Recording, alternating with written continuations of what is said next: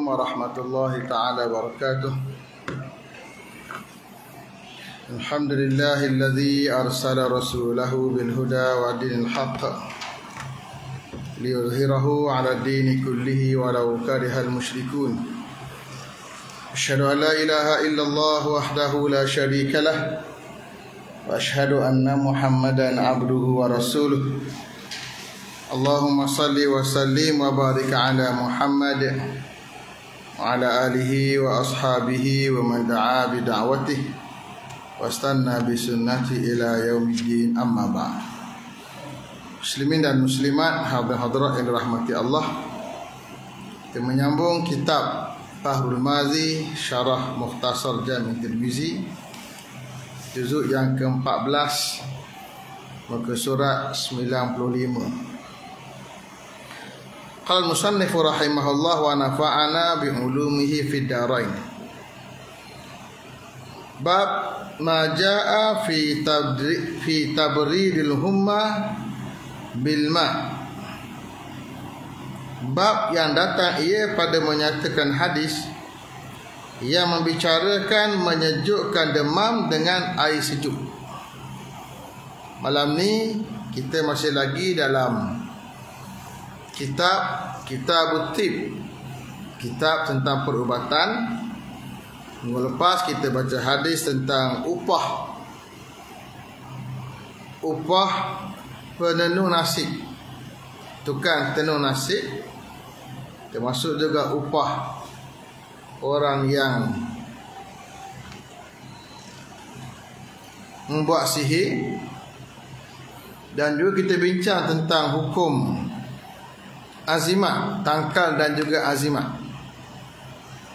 Malam ni kita bincang pula tentang demam, satu jenis penyakit yang biasa berlaku pada manusia.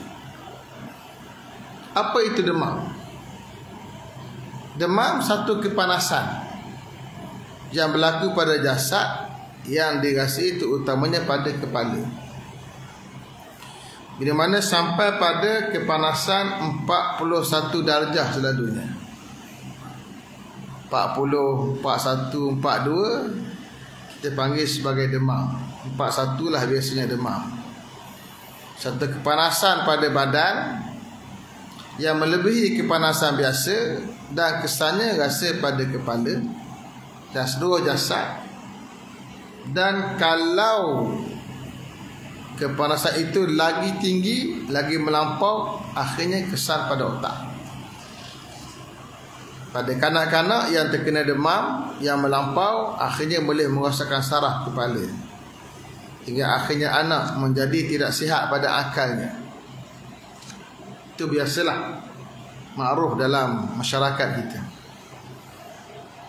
Maka penyakit-penyakit yang berlaku pada manusia ini, seperti mana kata Nabi sallallahu alaihi wasallam, innallaha lam yunzil da'an illa wa anzala lahu shifaa. Allah Taala tidak menurunkan penyakit melainkan diturunkan padanya penawar. Alimahu man alimah, diketahui oleh orang yang tahu, wa jahilahu man jahilah, dan tidak diketahui oleh orang yang tidak mengetahui. Dengan maksud kena cari ilmu. Maka sebahagian penyakit itu Nabi sebut pula penyelesaian dia. Sebahagiannya penyelesaian yang tidak perlukan kos. Ada pula penyelesaian yang memerlukan kos. Dengan maksud mesti mencari ubat, melibatkan herba, kayu dan sebagainya. Ada yang tidak ada kos. Malam ni kita nak baca hadis tentang demam, yang Nabi cerita kepada kita cara untuk menyelesaikannya dengan cara tidak memerlukan kos. Ketahuilah wahai saudara, adalah demam itu ialah naik panas badan dengan beransur-ansur atau dengan segera. Kita mula rasa sikit, rasa tak sedap badan, kata, rasa lain macam ni. Pegang bahu rasa panas, tekan lengan rasa panas, tekan tangan pun rasa panas, letak tangan kat dahi rasa panas, dekat tengkuk rasa panas, kat belakang rasa panas, kepala meninggal. Naik sikit-sikit atau naik mengejut. Dan panas demam itu ada kala sedikit dan ada kala panas yang kuat. Kalau yang sampai kuat, akhirnya memberi kesan pada otak. Maka Nabi kita ada khabarkan demam itu ialah panas gelora daripada api neraka. Maka hendaklah disejukkan dia dengan air. Nabi memberi gambaran kepada kita ialah kepanasan daripada api neraka. Api neraka betul ke? Tak. Itu satu majaz, satu kinayah. Neraka itu panas, padanya api. Maka kepanasan yang manusia rasa itu adalah suatu isyarat. Kalau kamu sekarang di dunia panas pada badan pun rasa perih, rasa sakit, rasa tak selesa, apatah lagi api neraka Allah yang sangat panas membakar manusia. Ini baru secebis daripada api neraka baru. Itulah apa hadisnya. An Rafi', demikianlah perkataan yang ada dalam hadis yang telah dikeluarkan oleh Abu Isa At-Tirmizi dengan katanya begini, an Rafi' bin Khudaish an Nabi sallallahu an Rafi' ibn Khadish an Nabi sallallahu alaihi wasallam qala al-humma faurun minan nari fa'abriduha bil ma'. Diriwayatkan dari seorang sahabat bagi Nabi sallallahu alaihi wasallam namanya Rafi' bin Khadish radhiyallahu taala anhu, dari Nabi sallallahu alaihi wasallam sabdanya, bermula demam itu seolah-olah daripada keluarga neraka jahanam di dalam badan manusia itu. Maka apabila mengenai seorang daripada kamu itu dengan demam, hendaklah sejukkan akan dia dengan air. Hadis kata Abu Isa At-Tirmizi, bermula ini hadis sahih. Kata Nabi, al-humma faurun minan nar. Demam itu faur, satu gelegak daripada nar. Nar maknanya api, nar juga maknanya neraka. Kitanya kepanasan, satu gelegak kepanasan. Kita rasa panas, menggelegak. Maka bila panas nak selesai macam mana? Kata Nabi sallallahu alaihi wasallam, fa'abriduha, sejukkan kepanasan itu bil ma', dengan air. Samalah cerita bila mana orang marah. Al-ghadab, kemarahan itu adalah kepanasan. Dia panas, dia mari panas, mata jadi merah, jadi hitam, muka jadi merah-merah, panas, gelegak kepala, rasa nak marah ni, tak tahan dah. Itu kemarahan. Nabi sudah hadis juga, dia api kemarahan. Maka api kemarahan yang menyebabkan otak jadi gelegak, perasaan jadi gelora, nak marah, hati jadi panas ni, Nabi suruh sejukkan macam mana? Dengan air juga. Antara dengan wudu. Sebab tu kisah masyhur seorang sahabat Nabi sallallahu alaihi wasallam nama Muawiyah. Ketika mana beliau menjadi khalifah, dia naik atas mimbar berucap, seorang tabi'i kabir, tabi'iyun kabir, seorang tabi'i besar, namanya Abu Muslim Al-Khawlani. Abu Muslim Al-Khawlani dia hidup zaman Nabi tapi tak sempat jumpa Nabi. Maka dia tak dipanggil sahabat Nabi, dia dipanggil tabi'iyun kabir, tabi'i besar. Ada tabi'i kecil, tabi'i kecil yang sempat jumpa sahabat Nabi, tak sempat jumpa Nabi, dan tak sempat dengan hayat Nabi pun. Tu dipanggil tabi'iyun saghir. Tabi'i besar ni seperti Abu Muslim hidup zaman Nabi, tak sempat jumpa Nabi. Abu Muslim tegur Muawiyah. Dia kata, wahai Muawiyah, harta kamu ni laisa min kaddik wala min kaddi abik wa ummi. Pakaian kamu yang mewah semua ni, mana atas mimbar ni, harta benda bukan hasil usaha kamu, bukan hasil usaha mak ayah kamu. Bahasa kasar kita, bukan hasil mak pokmu. Salah gitu. Kasarlah. Dengar ucapan Abu Muslim Al-Khawlani, dia khalifah ni, orang biasa duk bawa ialah tabi'iyun kabir, orang biasa, bukan pimpinan. No, pimpinan duk atas. Orang jadi pemimpin ni tuan-tuan, dia ada satu perasaan, dia duk tinggi. Bila orang tegar, gelegak. Mari rasa Muawiyah seorang khalifah. Kalau kita agak hari ni presiden sebuah negara ataupun yang di-Pertuan Agong atau Perdana Menteri, ketua pada orang kena tegur dia anak buah, dia berasa panas. Tak mudah nak terima. Bila Muawiyah rasa panas, dia turun mimbar, dia keluar. Dia mari semula. Dia kata, aku bila Abu Muslim sebut macam tu, aku teringat hadis Nabi SAW, orang yang datang kemarahan panas ni pergi wuduk. Maka aku pergi ambil wuduk, dia kata. Aku dah sejuk. Baru dia jawab, dia kata betul, ini bukan hasil usahaku, bukan hasil usaha mak pak aku, dia kata. Bila dia jawab, lepas sejuk. Kalau masa tengah panas dia jawab, lain macam lah. Tentu dia kata, tangkap dia sejarah tu. Soalan begitu, cerita panas. Maka kepanasan kerana kemarahan itu disejukkan dengan air, dengan wuduk. Maka demikianlah juga dengan demam, disejukkan dengan air. Tanya doktor macam tu juga. Bila ada kepanasan yang melampau, nak cepat segera. Kalau kita dulu masa di kampung-kampung, dulu-dulu lah, ambil air, letak bunga raya, rendam bunga raya tu, kemudian ambil kain, lak atas kepala. Dia sejuk air tu, maka menyejukkan badan. Tu bunga raya orang Melayu kita dulu. Sekarang guna air batu, sejukkan dengan air batu. Beli air batu satu beg tu, buah kat kaki dan peladang bekah, kemudian rendam kaki. Ataupun ambil, letak kain buat atas kepala. Kenapa? Nak mengurangkan demam. Hari ni macam-macam ya, bahan-bahan dia jual. Di 7E pun dia jual. Ni cool fever. Kedai-kedai runcit banyak jual cool fever. Itu salah satu. Nak cool, nak mudah. Tapi konsepnya yang panas mesti disejukkan. Antara caranya kata Nabi SAW dengan air tadi. Masalah demam itu hembus panas neraka Jahannam.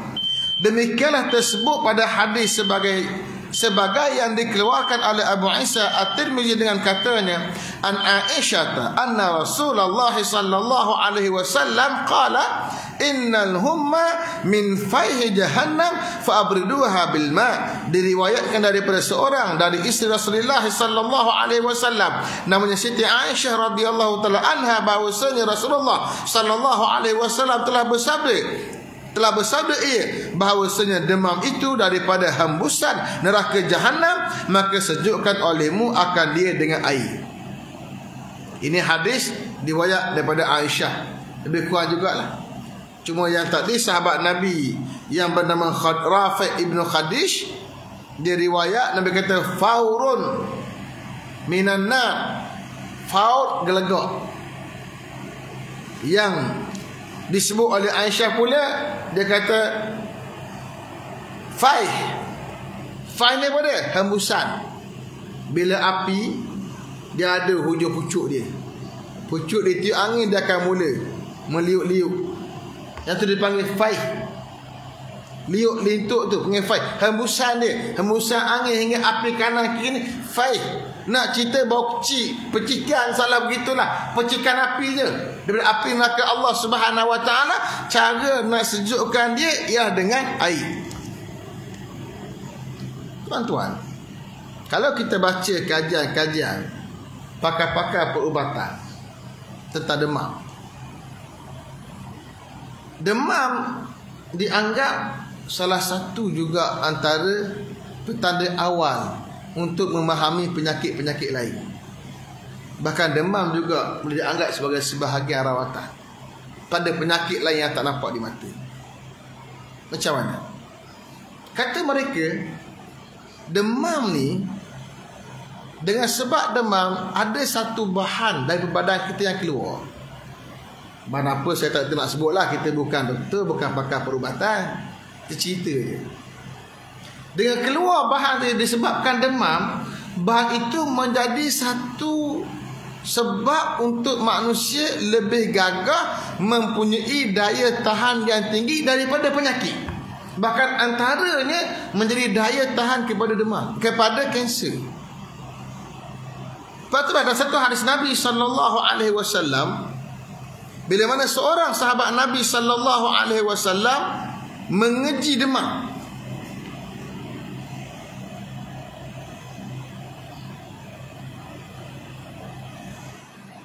Seorang sahabat, dia kecam, dia keji, dia maki demam. Biasalah manusia bila kena sakit dia maki. Lalu Nabi SAW menyebut, la tasubbuha, jangan maki dia. Jangan maki penyakit demam tu. Kenapa? Fa innaha tanfiz zunuba, sesungguhnya demam itu menafikan dosa, kama tanfin naru khabasal hadid, seperti mana api itu boleh menghilangkan keburukan besi. Api tak bagus untuk kita. Ceritanya benda yang dianggap pada zahir tidak bagus, rupanya padanya manfaat. Penyakit yang dirasakan tak bagus, rupanya ada padanya manfaat. Nanah sebagai contoh. Nanah mana ada benda yang tak betul dalam darah, dia keluar betul nanah, tahu ada masalah, kita pergi berubat. Kalau tak keluar nanah, tak tahu, rupanya ada penyakit dalam darah kita. Nabi kata, mu maki demam. Demam tu menyebabkan kamu dihapuskan dosa oleh Allah Subhanahu Wa Taala, seperti mana api yang boleh melenturkan besi. Besi tak boleh buat apa keras, tapi dengan sebab api dapat lentur. Erti pada api yang dilihat bagi mudarat pada manusia, ada pada kebaikan. Pada demam yang dilihat pada mudarat, rupanya ada kebaikan. Dan demikianlah Allah Ta'ala buat setiap benda. Penyakit-penyakit ini semua adalah tanda-tanda. Bahkan juga jadi rawatan kepada penyakit-penyakit yang lain.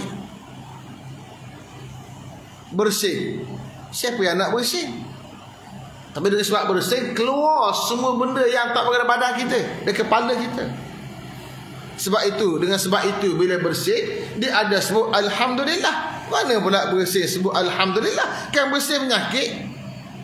Alhamdulillah sebab ada keluar penyakit. Dia penyakit yang keluarkan penyakit.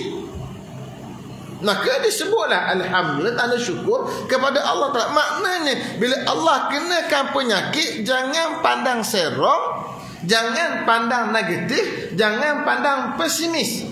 Mungkin dengan sakit yang ada itu nak mengelakkan sakit yang lagi berat dalam jasad kita. Antara demam dengan kanser, mana kita nak? Baik demam. Demam dia tak lama, kanser sampai mati. Melainkan yang Allah selamatkan dengan 2-3 rawatan yang ada berjaya tidak. Mana penyakit itu sendiri ada banyak maratib dia, ada banyak martabat dia. Maka kerana itu seorang yang beriman kepada Allah Ta'ala melihat setiap benda dalam bentuk yang positif.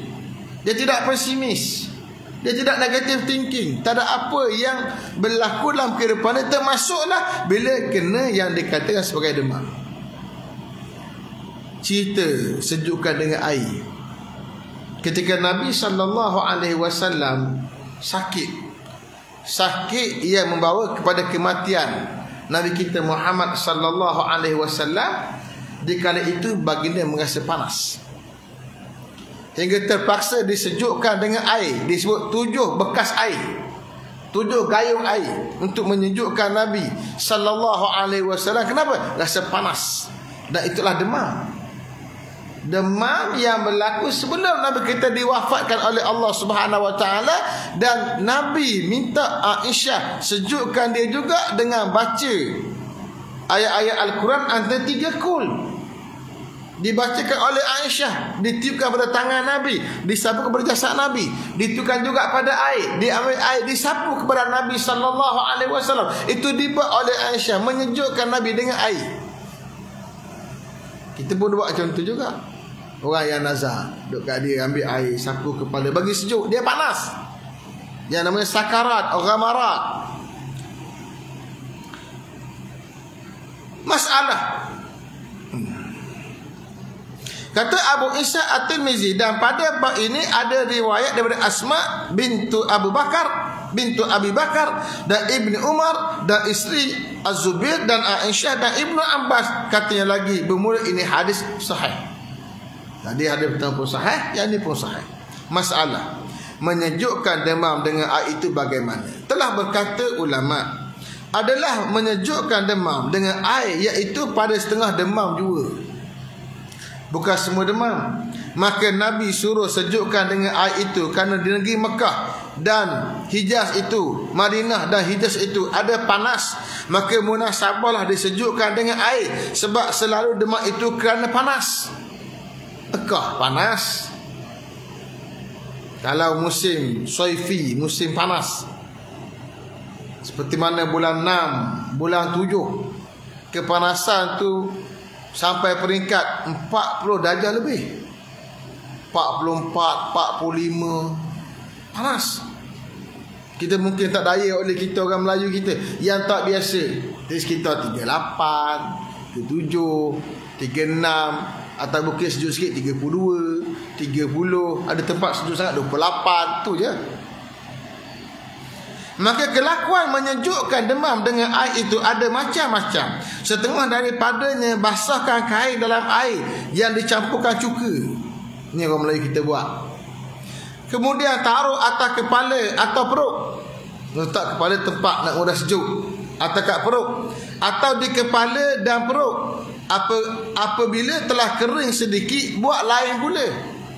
Dan setengah kelakuannya ada tersebut dalam hadis, seperti dalam bab dahulu, bab at-tadawi bir-ramad, akan datang lagi. Masalah doa segala penyakit itu ada diajarkan oleh Nabi SAW kepada sekelas sahabatnya, sebagaimana tersebut doa itu dalam riwayat yang dikeluarkan oleh Abu Isa At-Tirmizi dengan katanya, Ani bin Abbas, anna Nabi sallallahu alaihi wasallam kana yu'allimuhum minal humma wa minal auja'i kulliha. Diriwayatkan daripada seorang sahabat bagi Nabi sallallahu alaihi wasallam, lagi saudara pupunya namanya Abdullah ibnu Abbas radhiyallahu anhuma, bahawasanya Nabi sallallahu alaihi wasallam ada ia mengajar mereka itu daripada doa demam dan doa daripada sakit-sakit semuanya. Jadi kita baca hadis, Nabi cerita pada fizikalnya nak buat lagu mana bila demam, dan masa yang sama ada pula doa. Atau dipanggil jampi yang Nabi ajar. Bukan setakat Nabi ajar jampi untuk demam, bahkan penyakit apa pun Nabi ajar. Apa doanya? Ayakula, katanya ayakula bismillahil kabir, a'udzu billahil azim, a'udzu billahil azim min syarri kulli irkin na'ar wa min syarri harrin nar.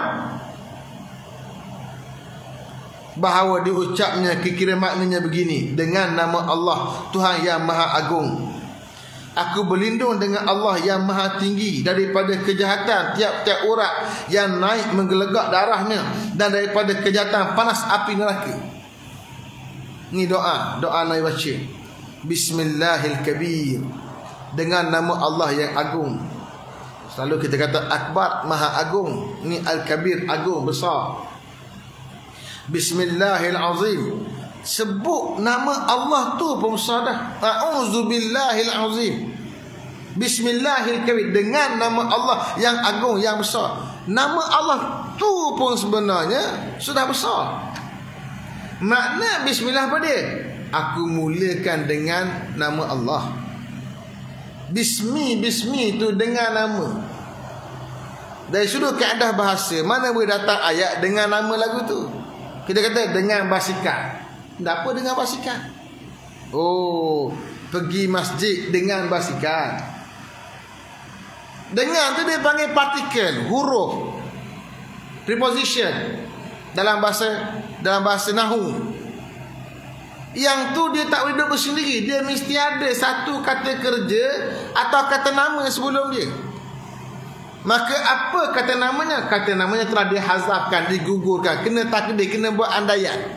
Andaian macam mana? Kalau dalam keadaan biasa, bismillahirrahmanirrahim, dengan nama Allah yang bersifat Rahman lagi Rahim. Maksudnya abda'u Bismillah, aku mula dengan nama Allah.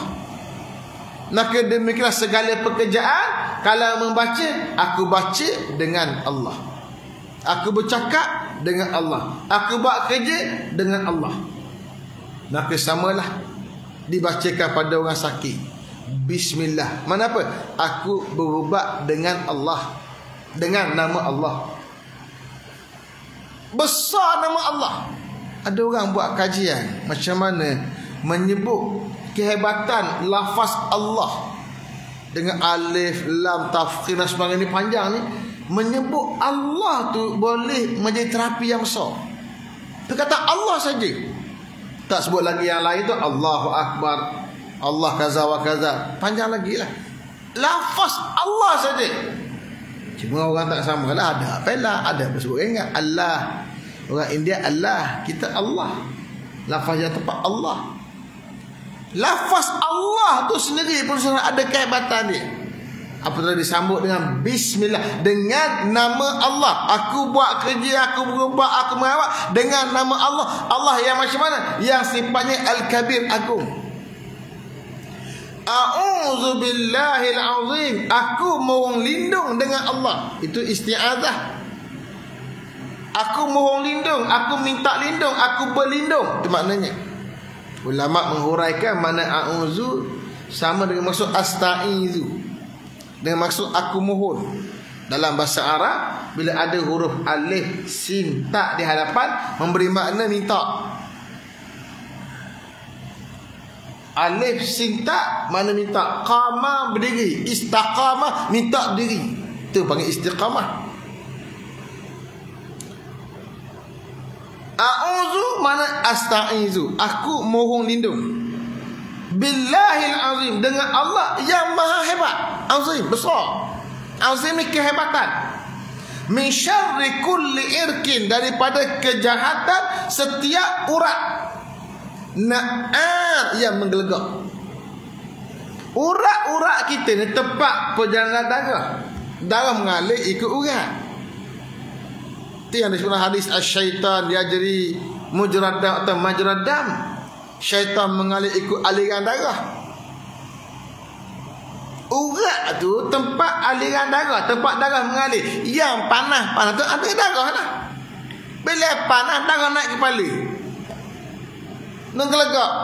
Yang tu merasakan otak tu, yang kena pada budak-budak kecil tu, panas yang melampau. Maka doanya minta lindung daripada irkin na'ar, daripada urat yang menggelegak.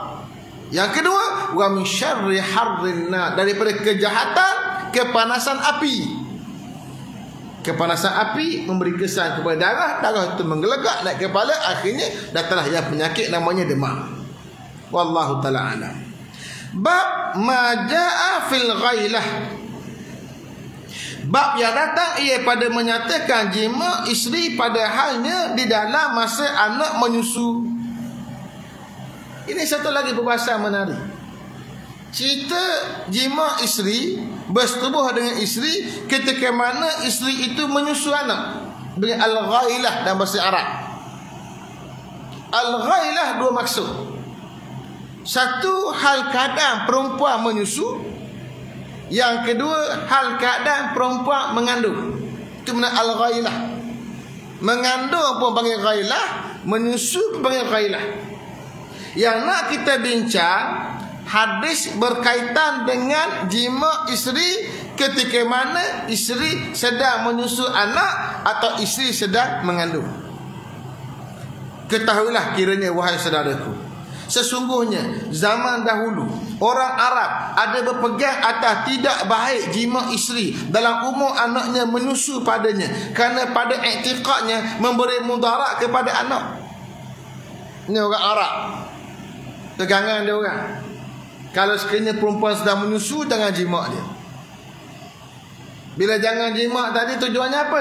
Takut anak tu, mak tadi memberi kesan pada susu yang akan diambil oleh anak sejak ketika mengandung, kerana bimbang nanti beri kesan pada anak yang sedang dikandung. Maka itu yang dipegang oleh Arab, dan Nabi juga orang Arab. Nabi faham macam tu jugalah. Itu kelakuan orang Arab. Maka berhajat Nabi hendak menegurkan orang-orang Islam jangan jima isteri dalam masa ia menyusukan anak. Nabi sebagai manusia melihat apa yang diamalkan oleh masyarakat, oleh orang Arab, Nabi pun dah anggap benda tu tak bagus. Nabi nak larang. Tiba-tiba diketahui oleh Nabi tiada jadi salah yang demikian itu, bahkan bertambah elok pula. Asal-asal Nabi berhasrat begitu, rupanya tak.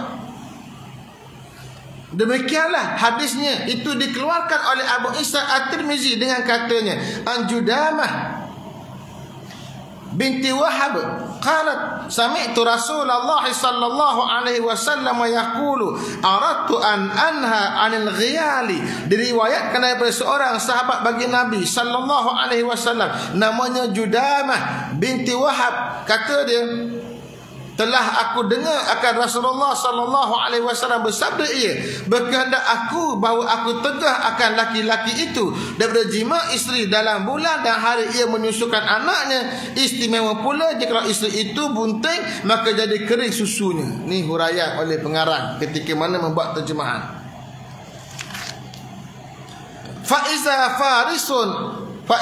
farisu warumu yaf'aluna wa la yaqtuluna auladahum. Maka tiba-tiba aku dapat tahu orang-orang Ajam, orang Faris. Faris ini orang Iran hari ini, Parsi. Orang Ajam dan orang-orang bangsa Rom memperbuat mereka itu akan yang demikian itu, yakni jima akan isteri masa ia menyusukan anak, dan tiada jadi membunuh mereka itu akan anaknya dengan sebab perbuatan mereka itu yang demikian. Kata Abu Isa At-Tirmizi, dan pada bab ini ada riwayat daripada Asma binti Yazid, dan katanya bermula ini hadis hasan lagi sahih. Hadis ini menjadi tempat perbahasan besar para alim ulama dalam ilmu usul terutamanya tentang ijtihad Rasulullah sallallahu alaihi wasallam. Apa makna ijtihad? Ijtihad asal makna sungguh-sungguh. Sungguh-sungguh nak faham hukum, itu makna ijtihad. Ijtihad maknanya kesungguhan nak faham hukum di kala mana tak ada dalil yang jelas daripada Al-Quran dan juga hadis Nabi sallallahu alaihi wasallam. Berlaku satu masalah, tengok Quran, tengok hadis, tak jumpa dalil yang jelas. Maka timbullah kaedah ulama kena sungguh-sungguh nak faham hukum ni. Maka nak faham hukum ni, carilah ayat-ayat Quran yang bersifat umum, carilah hadis Nabi yang bersifat umum, yang boleh jadi kaedah pada benda yang nak dibahas. Itu namanya ijtihad. Contoh, dibincang perihal berkaitan dengan di zaman sekarang. Ni saya pernah sebut di sini. Laki-laki dan perempuan, hak laki bagi benih, perempuan bagi benih, masuk tabung, dia panggil tabung uji. Disenyawakan. Kemudian ambil benih itu dimasuk dalam perut, bukan perempuan punya benih, dimasukkan ke perut perempuan lain, dia panggil ibu tumpak. Maka dia mengandung. Boleh anak. Anak siapa? Anak perempuan mengandung ke? Anak tuang punya benih, laki-laki dan perempuan tadi ke? Macam mana? Tentulah ia tak berlaku zaman Nabi sallallahu alaihi wasallam, tak ada ayat Quran yang jelas.